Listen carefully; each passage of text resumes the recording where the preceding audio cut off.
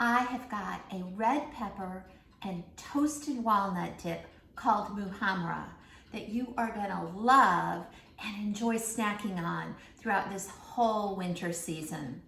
I'm starting with a roasted red pepper.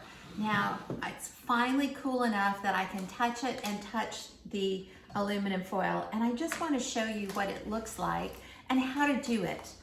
So I'm going to open up my aluminum foil here, and in here I have got my red pepper that has been put under the broiler until it gets blackened. And y'all see how dark that is? Now what I'm going to do is just literally just pull this skin off. And I don't have to be real persnickety about whether it's all exactly off. Now I'm going to put it in my food processor, so that's going to start my dip. And I'll tear it up just a little bit. And one more piece, and see how nice that skin comes off once you put it under the broiler and let it get blackened and then cool enough that you can touch it. So you don't need any oil or anything on it to put it underneath the broiler and get it blackened. So here is, I'll take that and put it in there.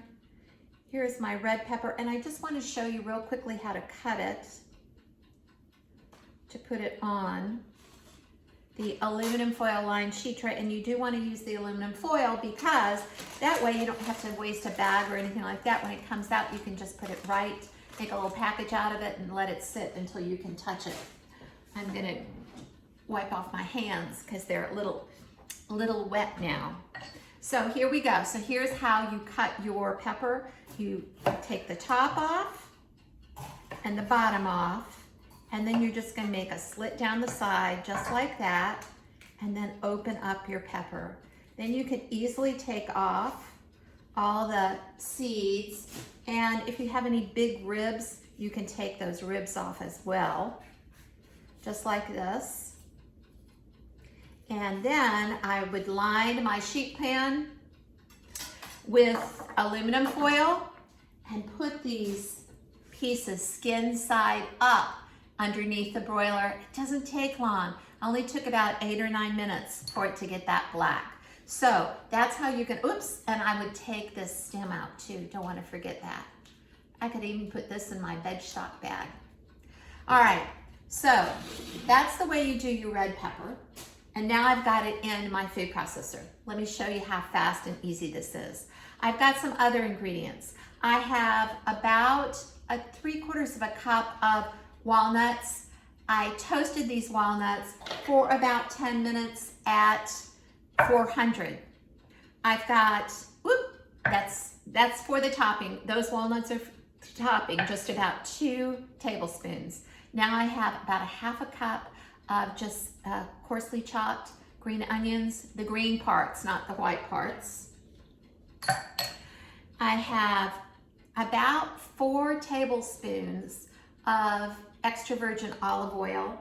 That's going in next. I'm gonna leave just a little bit of olive oil in here so I can drizzle it on the top of my dip when I get it done. Now I'm gonna put in a teaspoon of lemon juice. Now this is typically made with a pepper that's called an Aleppo pepper, and that's a dried pepper flake. We don't have Aleppo peppers today, and to be frank, they're difficult to find. So I'm doing a spice mixture that's going to take the place of the Aleppo pepper. So I've got a little bit of smoked paprika here.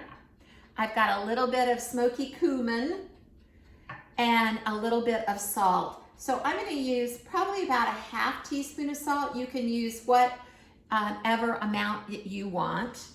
And then last but not least, I'm going to put some red pepper flakes on here. And I'm going to save a few for the top. And now I have one of my favorite ingredients, which is pomegranate molasses. It's getting easier to find. You can always find it on the internet.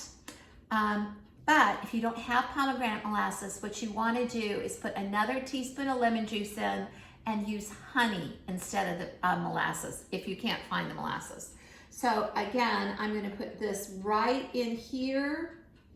and I'm gonna leave a little bit of my pomegranate molasses in my measuring cup so that I can top my dip with it. All right, looks like I've got everything in here. Now I'm just gonna put on the top of the food processor and we're gonna process it up together.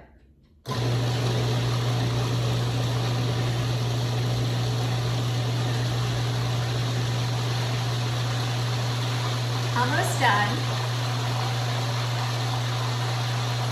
Now I have one more ingredient I'm going to add now, and that is a little bit of rice cracker crumbs. Now lots of recipes call for fresh breadcrumbs or dried breadcrumbs. I'm going to make this gluten-free, so I've got some rice crackers that I just bunched up in the food processor before I put in all the rest of my ingredients. So I'm going to put just a couple of tablespoons, and the breadcrumbs are very traditional in this. And because they provide a little bit, make it have a little bit more structure. And here we go.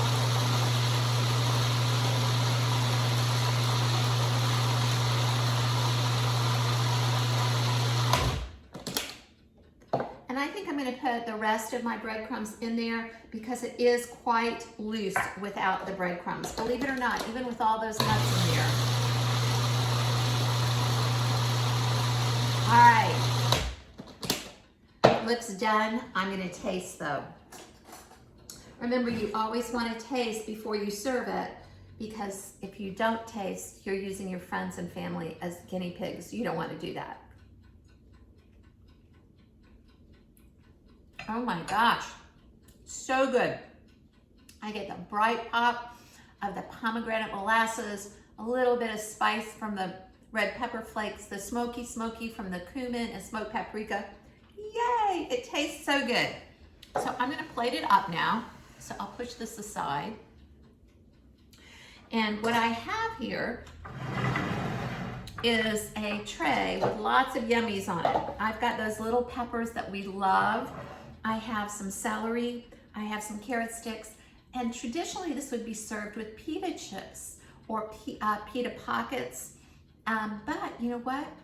I'm gonna use the rice crackers that I used, so it'll be gluten-free all around.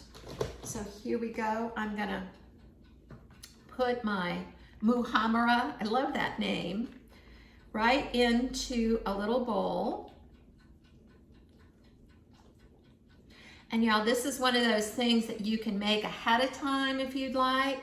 And it's also something that as it sits in your fridge for 2 or 3 days, it just keeps getting more yummy because all those flavors blend together.